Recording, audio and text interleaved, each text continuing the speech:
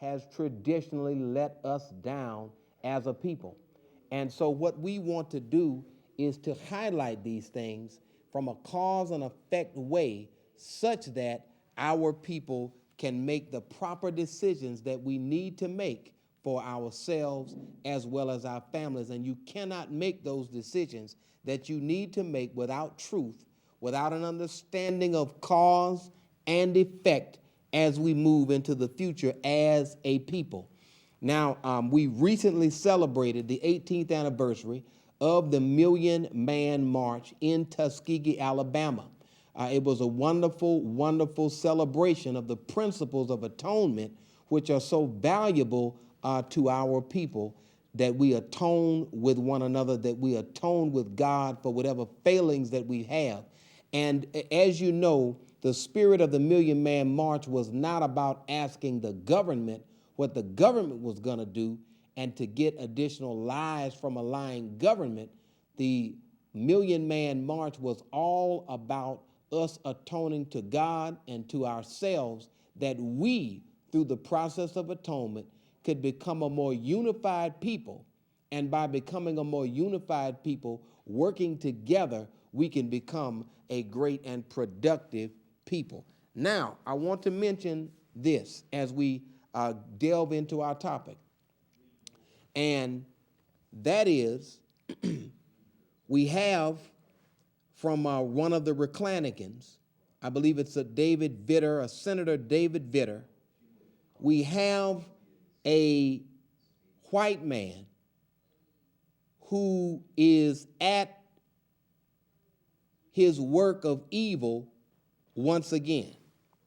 Now, David Vitter, who of course has patronized prostitutes, who is a whoremonger, who lied to his wife and family and lied to the people of America and to the people of the state by claiming he was a family values man, while at the same time he was supporting and patronizing the services of prostitutes, which is a felony had he been charged with it.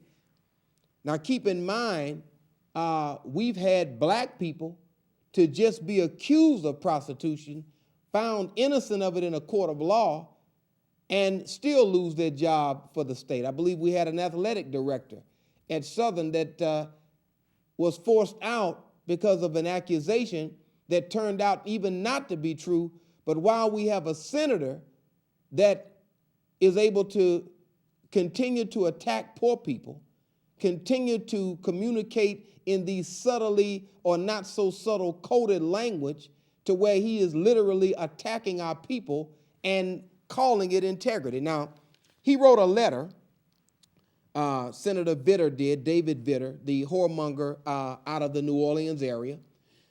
He wrote this letter to Buddy Caldwell of the Office of the Attorney General of the state of Louisiana, as well as Susie Saunier, Office of the Secretary of the Department of Children and Family Services. And he writes in part, "Dear Attorney General and Secretary Saunier, I write regarding the outrageous theft and fraud that occurred on Saturday, October 14th, 2013, in the Louisiana SNAP or food stamp program. Food stamps have more than doubled in cost since 2008 and continue to grow in an unsustainable way, and the events in Louisiana unfortunately highlight the fraud surrounding the taxpayer-funded program. I believe there should be serious consequences for what occurred. So far, I have heard of none." Well, let's get this straight.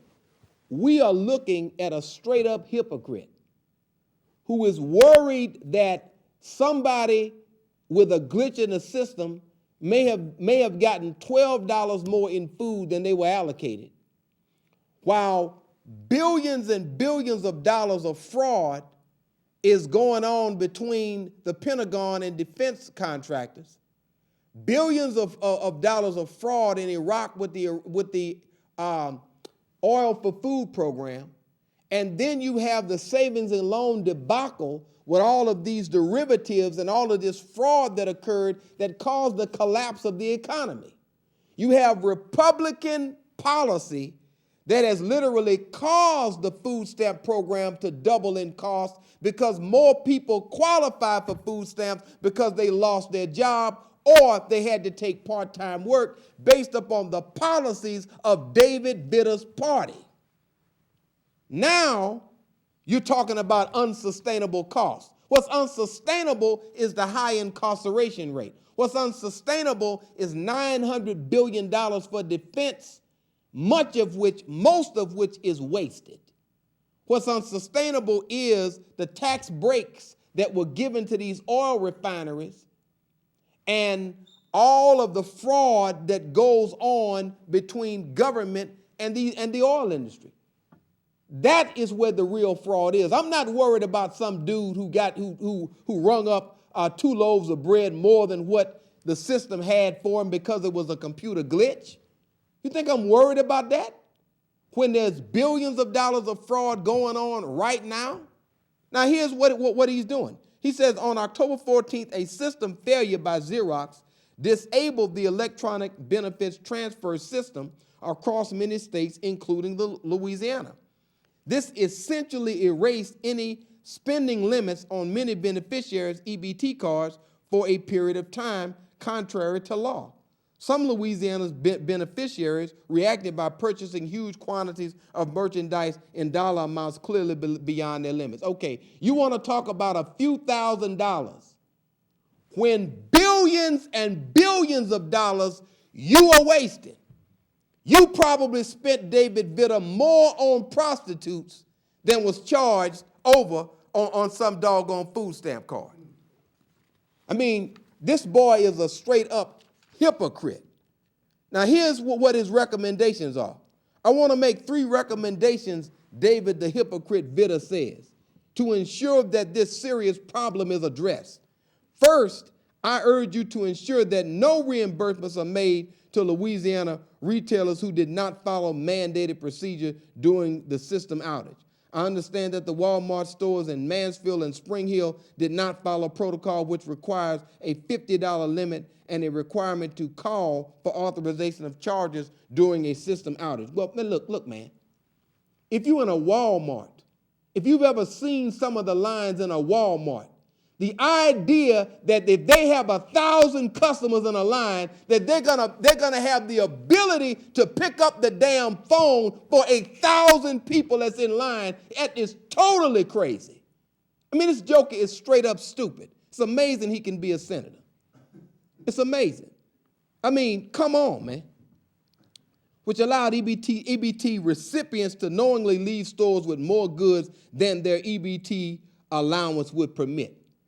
You're worried about some poor person in a trailer getting $20 more than what they were supposed to get when all of you money-grubbing bastards working with the people on Wall Street and all of their tricky derivatives, all of their payday loans where they suck the poor dry and you are going with that crap every day, Vitter. Prostitution. Now, if you really, look at this hypocrite here. Second, I urge you to disqualify any food stamp beneficiary who knowingly stole groceries from retailers during the outage. Man, get out of here. You want to cut some poor person off on a technicality. Okay, you should be cut off. Don't cut the poor off because of some damn technicality. We need to cut rich, doggone hypocrites like you off from among us. It should be clear that someone who tried to buy massive amounts of groceries purposefully attempted to exceed the program limits. That sort of fraud should be met with disqualification from the program at the very least. Oh, you just ready to attack the poor because your computers glitched with the firm you hired. You all hired Xerox. Xerox screwed up. Hell, you need to sue Xerox. Leave the poor people alone. Xerox is a multi-billion-dollar company. They screwed the thing up. And if they screwed it up, you need to blame Xerox. Just like you're trying to blame Obama for the computer problem that he's having with the health care bill, blame Xerox for the computer problem they had. You don't want to do that because you're a hypocrite. Third, I urge you to form a task force with local prosecutors to prosecute individuals guilty of theft and fraud in these incidents. So you want to label more poor people as felons. Some of the people who got 2 strikes and who are trying to live right, now you're trying to add a 3rd strike on them so you can put them away for life behind $12 worth of food stamp. I mean, some of these people, man, are straight up sick, evil, and vindictive. Clear documentary evidence exists for those who purchase items clearly in excess of their monthly limit, whether the retailers involved who were also at fault want to press charges should be immaterial since you have all the documentary evidence. So you want to leave the retailers out of the thing because that's the rich man. But you want to attack the poor people and make sure you put them in jail. Let's put you in jail first for your prostitution. David Vitter, report to jail for buying the services of a whore while you were a married senator. Do that, and then we can deal with this. Let's go ahead and take this call. Go ahead, caller. You on the air with the community defender.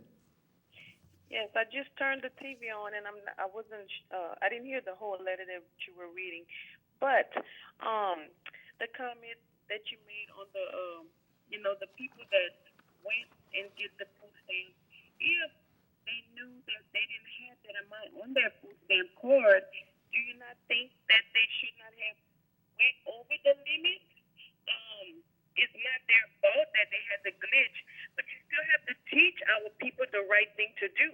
They took advantage of that glitch. So somebody has to be responsible for it. Well, let me say this. Let me say this, ma'am. Why do you think they should not have to be responsible for what they did and knowing that it was not right? Well, ma'am, here's the thing. You know, I'm all for personal responsibility, okay? I mean, I have 4 grown children that I've raised, okay? I believe in responsibility. I have never applied for food stamps, okay? Me personally. But I believe that food stamps are necessary, very necessary for those people that need them. Now, when you talk about things in excess, all right, let's not even deal with this little bit of money here when there is far greater things, greater fraud that is going on in our midst that we need to address. Why address what somebody think is fraud from some poor guy on food stamps who Vitter knows can't hire a lawyer? Vitter already knows if you're on food stamps, you're going to get a public defender if he charges you. So you know that these people are especially vulnerable. But if in the case of David Vitter, the letter he should write should be about how he wants to report to prison because he needs to take personal responsibility for purchasing the services of a prostitute, which is a felony on the federal level as well as the state level. So if you want to talk about fraud, so my whole thing is the poor need to be helped for the most part. The poor need to be nurtured and grown to where they need to be, have provided educational opportunities, taught the knowledge of themselves and the knowledge of God, and elevated. But to sick these redneck dogs from the criminal justice system on somebody behind a glitch in food stamps, that there are so many things so much higher that it is almost like a doctor trying to attend to a person with a paper cut when there's somebody with a heart attack over here, somebody that's been shot 5 times in the chest, and he's over here messing around with somebody that's got a paper cut. We have some serious problems in Louisiana. I understand that, but what I'm saying is, right is right and wrong is wrong. So don't, you know what I'm saying? Don't make them think that it's okay. They still have to know the right thing to do. Even though they see the opportunity, we have to teach our people for them to be better. Well, they have to be taught. Just because you see an opportunity. I agree with you, but David Vitter is the wrong teacher. I understand, but it's still not right. That's what I'm saying. Well, look, I'm not condoning any dishonesty, but David Vitter and this racist redneck system is not the teacher for our people. Not any of them. So I understand that, but somebody have to teach them. If they sitting out and listening to you say this, they thinking, that no, they're is not thinking that. okay, They but they can't be still thinking have to that. know that is not I right. believe, It's ma'am, not in gonna ever personal get better responsibility. if we feel like, okay, the poor just get to do whatever. I mean, First of I all, don't have ma'am, food ma'am, stamps, and sometimes I need it. But ma'am, right is do right you and wrong is wrong. understand? Do you now what you're saying about the poor? The poor are the ones who go to jail for everything, and the rich are the people who do the same thing and Okay, never but go if to you jail. try to teach them now, okay, we Again, saying that, ma'am, but you see, what you're it's saying, almost ma'am, like we telling is them it's okay. You no, found ma'am, a glitch, so go ahead and take no, ma'am, advantage of no, it. ma'am. I And never then said that. the people is gonna be coming after you, so don't do it. Ma'am, I never said that. I never said that somebody should be dishonest. What I'm saying is it shouldn't be bitter teaching that honesty. It shouldn't be bitter. Bitter has no right morally to teach anybody about honesty. None of these reclanicans have the right. So again, if you want to teach anybody something, it should be those that love them and who are concerned about them, that can teach them and work with our people or work with the poor, because some of them were white redneck trailer rats who did the same thing. But I guarantee you, if this recommendation is carried out, where they set up a whole task force and they're gonna spend more money to go after people than was taken out of the food stamp program. It's kind of like putting somebody in jail for 3 years, spending $90,000 to house them because they took a $5 candy bar. Come on, that's straight up stupid. You got to use arithmetic in what you're doing, okay? And we have to be advocates for those people who are disadvantaged. I think that's the only Christ-like thing to do, is to be that kind of advocate, okay? But I'm not for Vitter teaching my people anything. Not him, not a whoremonger. You get somebody else other than Vitter. And I'm definitely not saying that stealing is right, but hell, the reason that I'm over here in America as a black man is because these white folks stole me, okay? I was stolen. That's how I got over here. And all of us who are black, we were stolen. So hell, how can the white man tell us about stealing when he stole you? We need to think about these things. He stole you. He didn't steal your possession, he took you. And that's why you over here. We need to really, really, really be thinkers and not get caught up in this right-wing situation supposedly about integrity. And let me just say this. The other Reclanican, Rush Limbaugh, who advocates being tough on crime, okay, and the only people in jail are poor people. Very few rich people are even in jail at all, okay? It's always the poor already. The poor are already paying a hell of a cost in the United States of America. Let's go ahead and take this call. Go ahead, caller. Go ahead, caller. Go ahead, caller. Yes, sir. I just wanted to say that if indeed that that the black farmers at one time, we had hundreds of thousands of black farmers, and as we speak today, I don't even think we have like a good 100 black farmers. But the reason why they couldn't stay in business is because when they went to get loans, they were discriminated against, and as we speak now, there's been like several settlements that went on. Now, these were white people that stole their land. That's literally stole their land through schemes. See, and I love what you're saying, caller, because if you want to talk about theft, let's talk about the millions of acres of farmland that was stolen from black farmers through government schemes. If David Vitter wants to talk about theft, let's deal with the Department of Agriculture and how much it has stolen from the black farmer in the billions of dollars of land and equipment that was seized falsely from black people. And that's one example right there. So if you want to teach a lesson, start with the bigger crimes and work your way down to the smaller ones. And let's also remember that J.P. Morgan, the Chase Bank, they owe $13 billion. $13 billion. You have Info Settlement, a $30 billion company that stole millions of dollars, but and back taxes. But you have Ron Isley that was put in jail for back taxes. You have Wesley Snipes.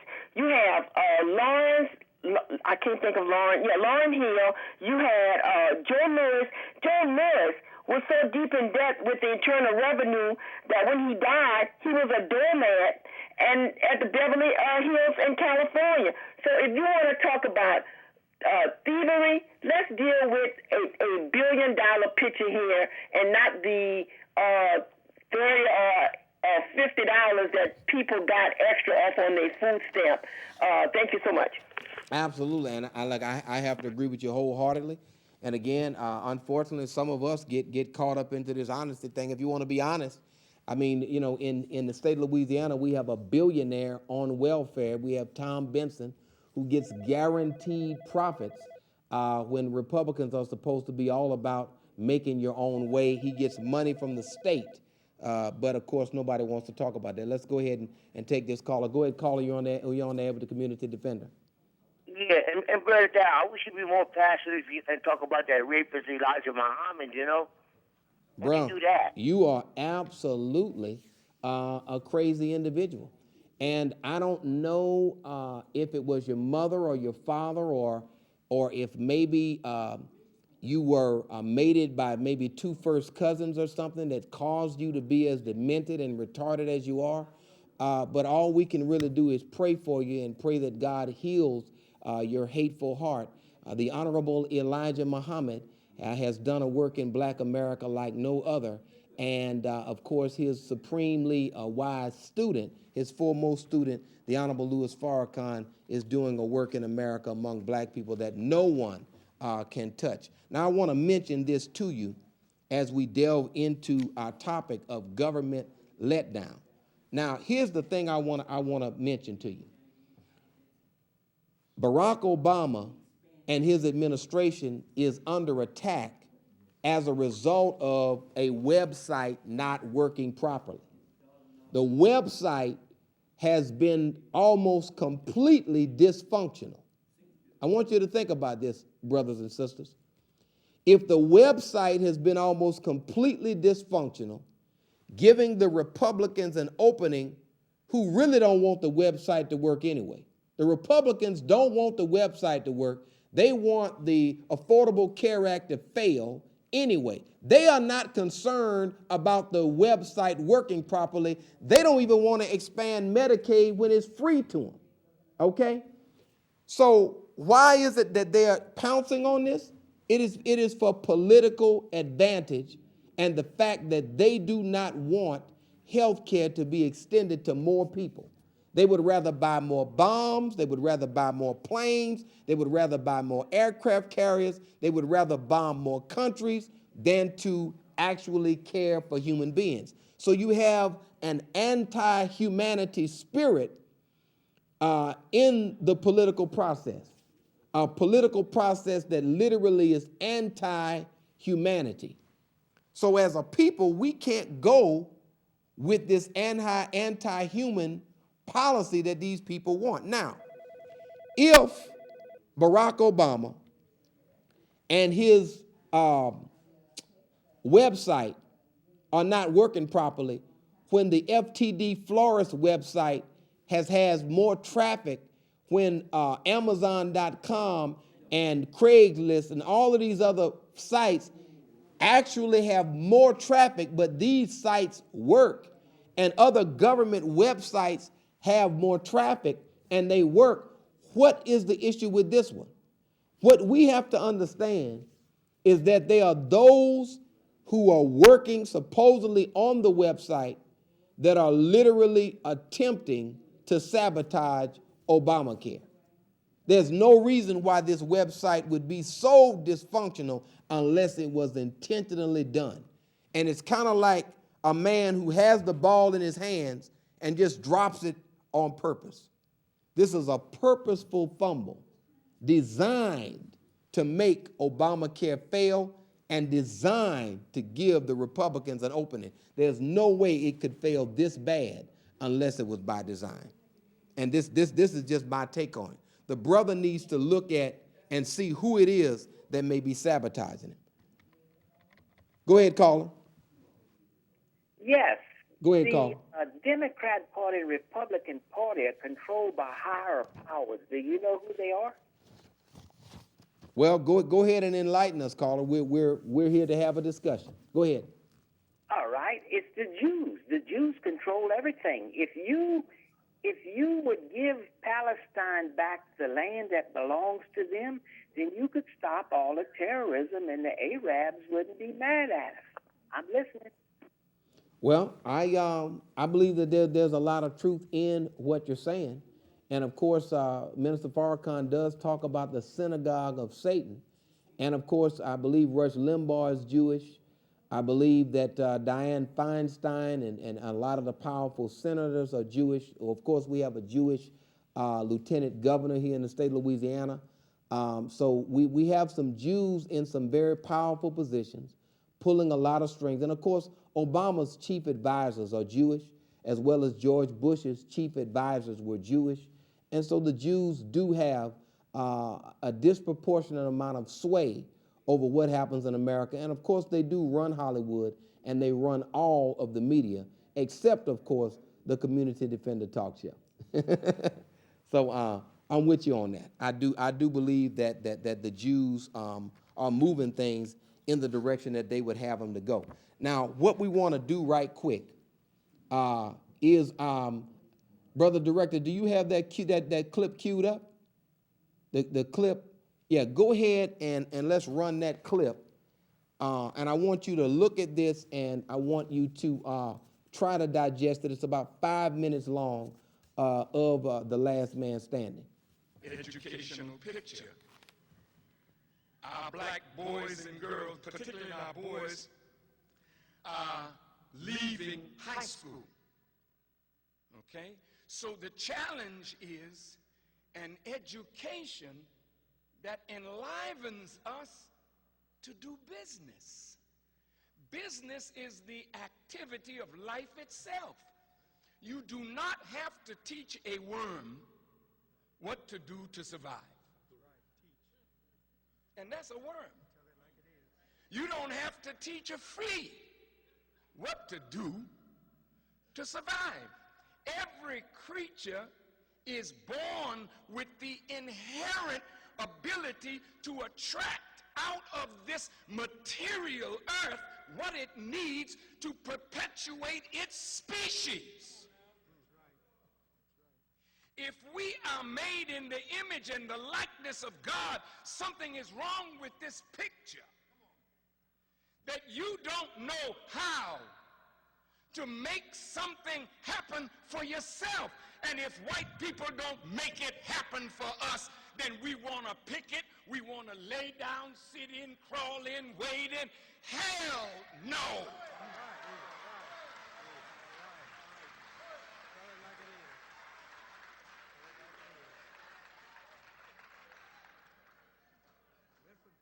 Excuse me. Nobody respects a beggar. Excuse me.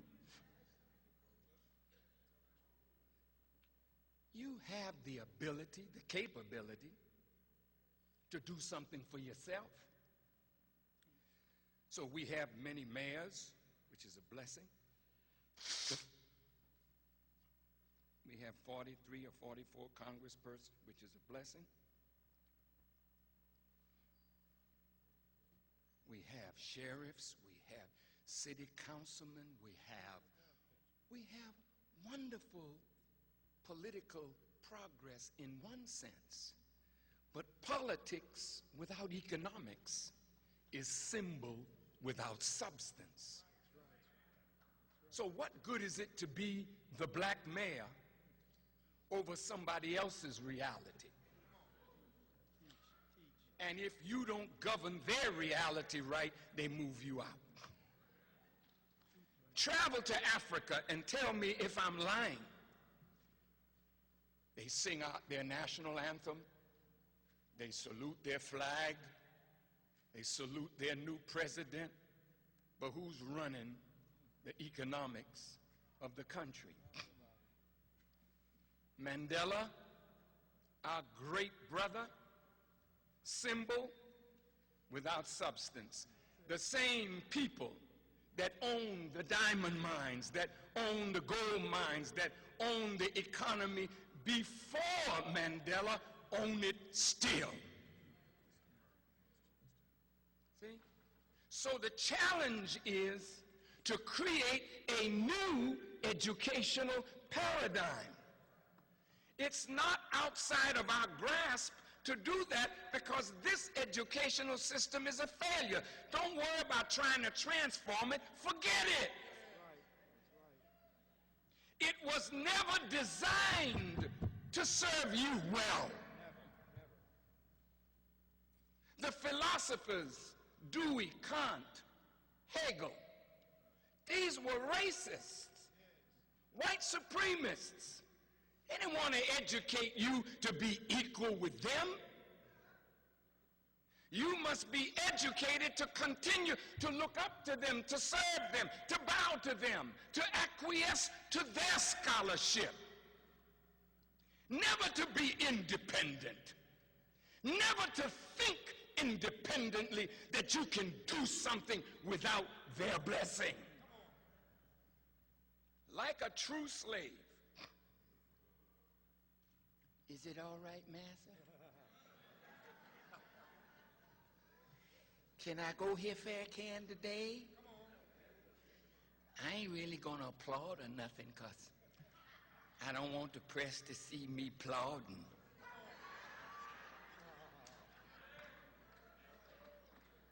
This is not Southern mentality. This is Negro mentality, that you're always thinking of what's going to please somebody else rather than what will be pleasing to you and your children and our future. This is why at the Millions More movement, we proposed a ministry of educational picture. Our black boys and girls, particularly our boys, are leaving high school.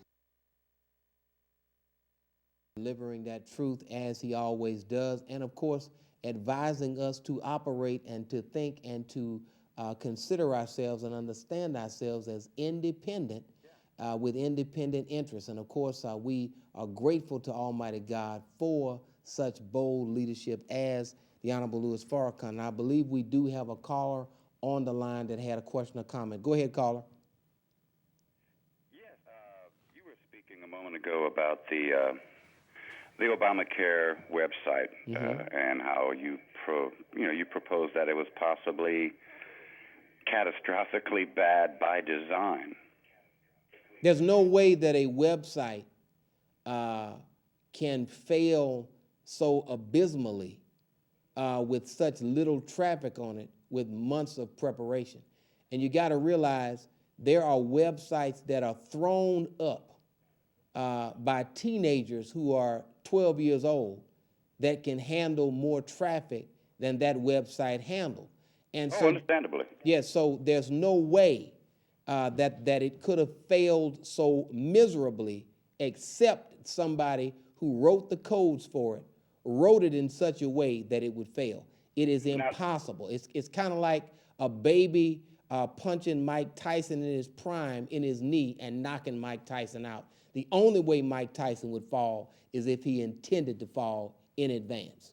You're right, and I understand that, and actually I agree with you, but what I was going to ask you was, and this was the point of my question to you, was what do you think of the thought out there that the flawed design was intentional by the administration because they're hoping that the failed Obamacare would lead to the single-payer healthcare system, which is actually what some people say they want all along anyway. In fact, Mr. Obama himself said, even while he was campaigning, he is a proponent and an advocate for the single-payer system. Nancy Pelosi has said it. Harry Reid has said it. So what do you think of that thought process where some people are saying that they're intentionally basically sabotaging their own Obamacare as it sits, this policy, the Affordable Care Act, in order to make it so bad that they can then transition towards the single-payer system? Well, What's your thought on that? well, the thing I would say is I believe wholeheartedly that Obama and most of those in his administration are fully behind the gradual implementation of the law that they worked so hard to pass. I do believe that everybody in his administration is not really with him, is not really with the ideas that he may have in his head, and I do believe that somebody has sabotaged it to slow down its implementation, or to delay it until it can fail. And of course, the Republicans who had no solution or who brought no solution are really hypocrites when they are questioning whether or not the website should be working. They don't want the website to work.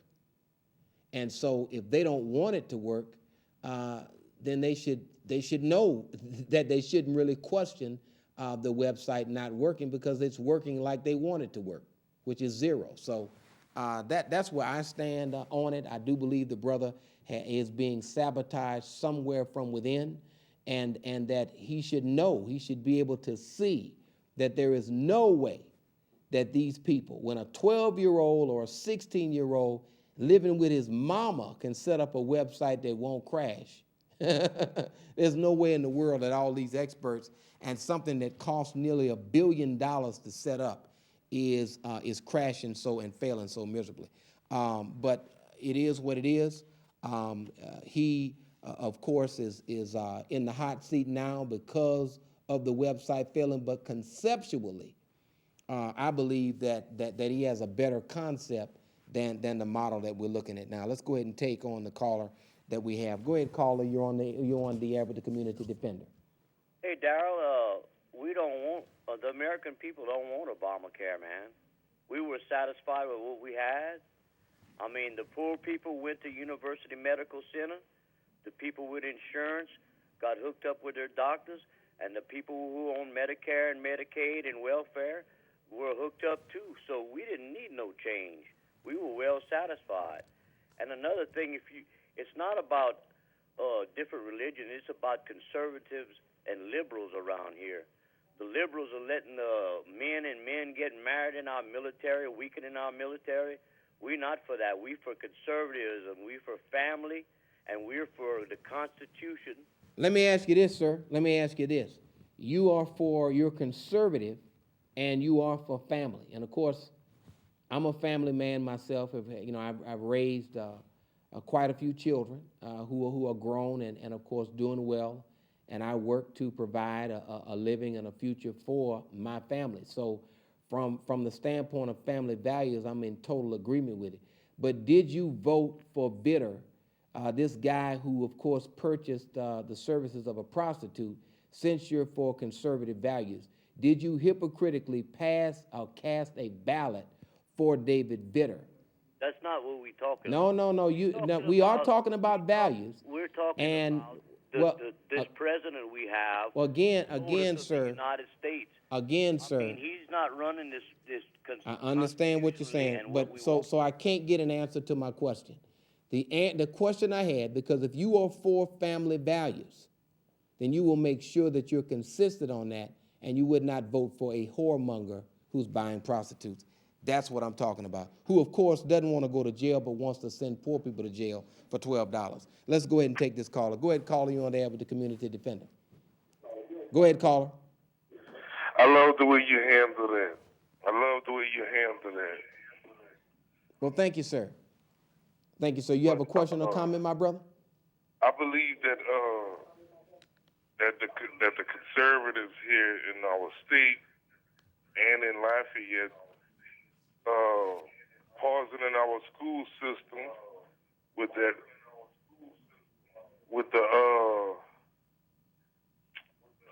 evaluation and suppressing our children from learning and stopping all of that. Man, look, I would have to agree with you, brother. I think a lot of this testing hasn't improved education. It's high-stakes testing. Hasn't really improved education. And instead of a child becoming educated, they're really being taught in a lot of ways how to take a test rather than how to succeed in life.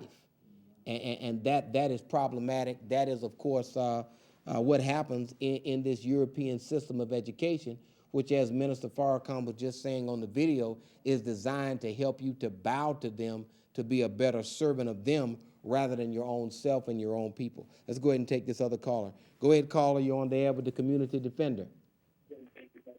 Go ahead, caller.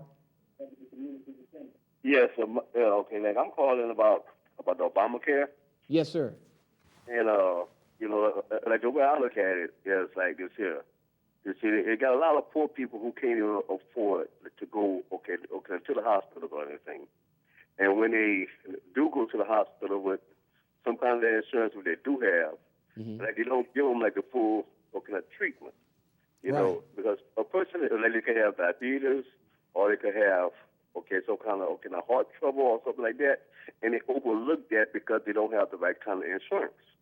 And I think that's what Obama is all about, that everybody get the right equal, opportunity, that could be, that could administrate it into the hospital, And so what you think about that? Well, I would have to agree with you. I can't disagree with a good policy that expands health care for more people. As a person who is a humanitarian by nature, really, I want as many people as possible to have good health care. I want people to stop smoking. I want people to stop eating bad and be healthier and live better, productive lives. I mean, I'm all for that. And health care is a major component in leading a good, healthy, high-quality life. Having access to health care is absolutely essential. And it's a shame that a poor nation like Cuba does better with dentistry, does better with its health care than the United States.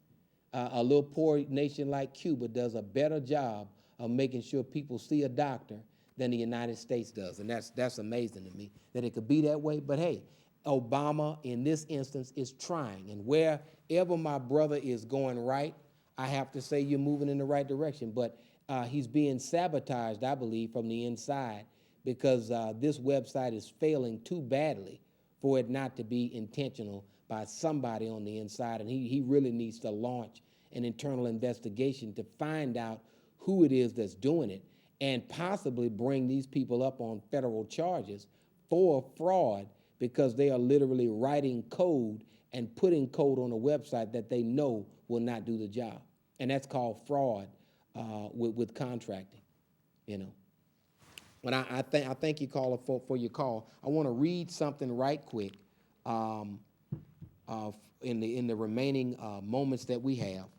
And it speaks to the economic blueprint that was launched by Minister Farrakhan.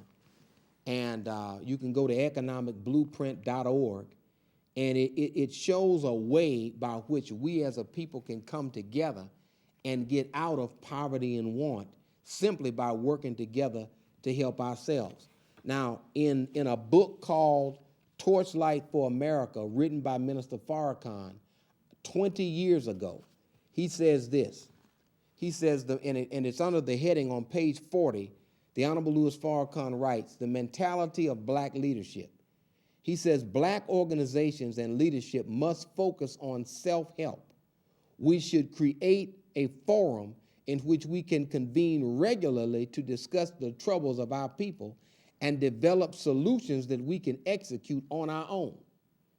Okay, we have to be able to see what it is we can do ourselves, independent of government, and begin to work those solutions on our own. Because what if we ask the government, look, we want you to educate us?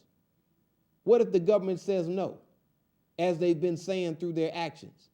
Should we allow another generation of our children to be lost because the government through its actions said hell no to the request, to the legitimate concerns of black people?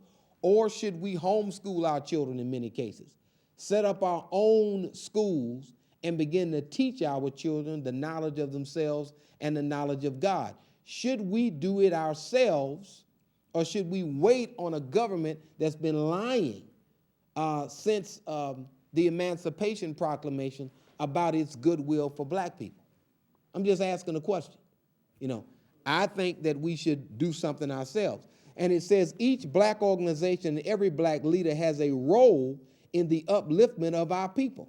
We must recognize and respect each other's role and learn to work with those with whom we may be at variance ideologically. We should consider establishing a united front for the purpose of converging our efforts to meet common objectives over 1, 3, 5, and 10-year terms. As a people, we must recognize and understand that in order for America to survive, she must tighten her belt. And all of her citizens will need to make sacrifices. The country is not in a position to give away because it has mortgaged its future. Even its veterans who have fought to maintain America as the #1 military power will need to make yet another sacrifice. Therefore, black leadership cannot go to government to beg it to provide a future for us. Putting the beg on America is not a wise program for our leaders to advance on behalf of the people.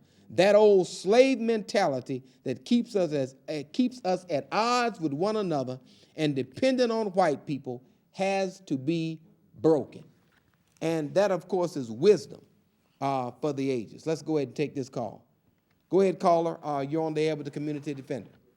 Yes, how you doing? I just have a quick comment about Obamacare. Yes, sir. I saw this clown Ezekiel Manuel today. That's Rahm Emanuel's brother, saying, I'm paraphrasing, that most of the people that are losing their insurance right now being dropped is because they want to, the Obamacare wants them to get a better policy.